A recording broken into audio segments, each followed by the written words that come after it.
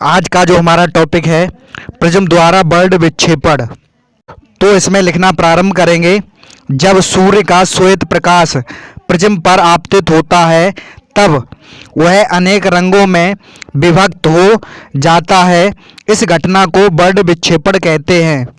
कहने का मतलब ये है, जब सूर्य का जो श्वेत प्रकाश है प्रिज्म पर पड़ता है तो वो अनेक रंगों में बट जाता है। इस घटना को ही हम बर्ड विक्षेपण कहते हैं। ये मान लीजिए कोई प्रिज्म है और ये श्वेत प्रकाश सूर्य का आपतित हो रहा है। जैसे ही ये प्रकाश प्रिज्म से होकर गुजरेगा तो ये 7 रंगों में विभक्त हो रहा है।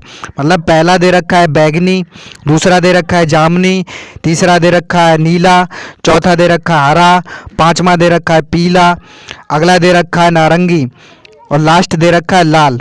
तो ये 7 रंगों में क्या है, पर्दे पर इस रंगों को दर्शाया गया है। यही सेम हमने परिभाषा लिखाई थी। हमने बताया था जब जो प्रकाश जो है इस प्रिज्म पर पड़ता है, पड़ने के बाद जो है 7 रंगों में विभक्त हो जाता है, मतलब बट जाता है। इस घटना को ही हमने बताया था प्रिज्म द्वारा बर्ड विक्षेपण कहते हैं। इसी प्रकार से दूसरी हेडिंग रहेगी इंद्रधनुष।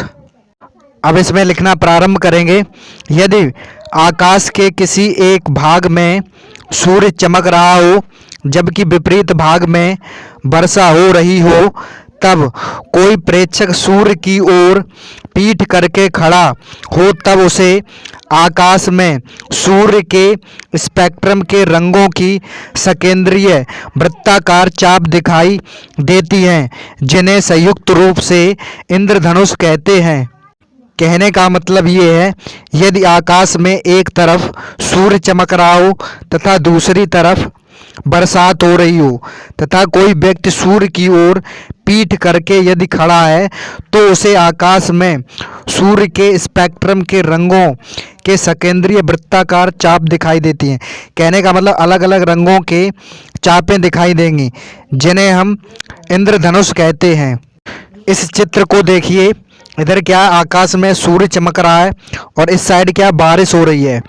तो यहाँ पर मान लीजिए कोई व्यक्ति खड़ा है सूर्य की ओर पीठ करके, तो इसे आकाश में कुछ रंगों के सकेंद्रीय वृत्ताकार ये चापें दिखाई दे रही हैं। इसे ही हम इंद्रधनुष कहते हैं।